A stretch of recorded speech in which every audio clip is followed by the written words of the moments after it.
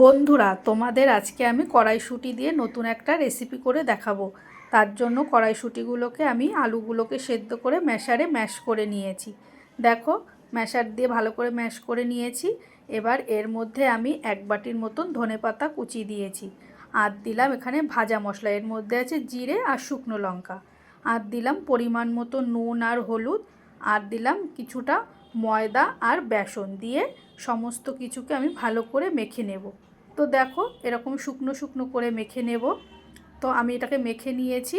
এবার এর থেকে আমি ছোট ছোট করে এরকম বলের মতন করে গড়ে নেব।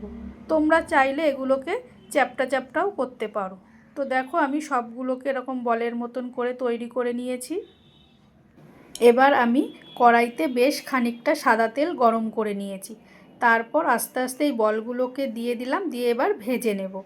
তো দেখো, বলগুলো কিন্তু আমার সব ভাজা হয়ে গেছে। এবার ওই বলগুলো ভাজা তেলের মধ্যে আমি গোটা গরম মশলা ফোড়ন দিলাম। ফোড়নটা যেই ভাজা ভাজা হয়ে গেছে, এবার ওর মধ্যে আমি 2 চামচ মতন আদা বাটা দেব। আর দেব এখানে 1 চামচ কাঁচা লঙ্কা বাটা আর 1 চামচ লাল লঙ্কার গুঁড়ো। এটা কালারও হবে, ঝালও হবে।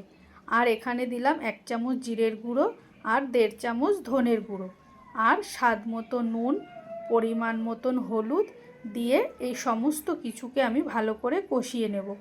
তো দেখো, কষানো হয়ে গেছে, কীরকম কালার এসেছে। এবার এর মধ্যে দেব আমি 100 গ্রাম মতন ফ্যাটানো টক দই আর স্বাদ মতো চিনি দিয়ে এটাকে আবারও বেশ খানিকক্ষণ কষিয়ে নেব। তো আমার মশলাটা দেখো কত সুন্দর কষানো হয়েছে, তেলও ছেড়ে দিয়েছে। এবার এর মধ্যে দেব আমি পরিমাণ মতন জল। জলটাকে দিয়ে আবারও আমি বেশ খানিকক্ষণ নাড়িয়ে চাড়িয়ে নিয়ে দেব আমি এখানে 4টে বড়াকে আমি গুঁড়ো গুঁড়ো করে নিয়েছি।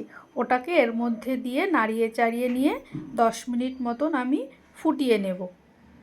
তো দেখো, 10 মিনিট পর কিন্তু আমার ঝোলটা ফুটে গেছে আর কিন্তু রেডিও হয়ে গেছে প্রায়। এবার এর মধ্যে আমি ওই বড়াগুলোকে দিয়ে দেব। এগুলো আগে দিলে কি ভেঙে যাবে। তো বড়াগুলোকে দিয়ে দিয়েছি আর দিলাম এখানে 2 চামচ মতন ঘি। ঘি দিয়ে নাড়িয়ে চাড়িয়ে নামিয়ে নিলেই রেডি হয়ে যাবে আজকে আমার কড়াইশুঁটির কোপ্তা। তো বন্ধুরা, তোমাদের এই রেসিপিটা কেমন লাগলো আমাকে অবশ্যই কমেন্ট করে জানিও। আর তোমাদের যদি ভালো লেগে থাকে অবশ্যই একটা লাইক ও সাবস্ক্রাইব করে দিও। আর হ্যাঁ, কমেন্টও করো।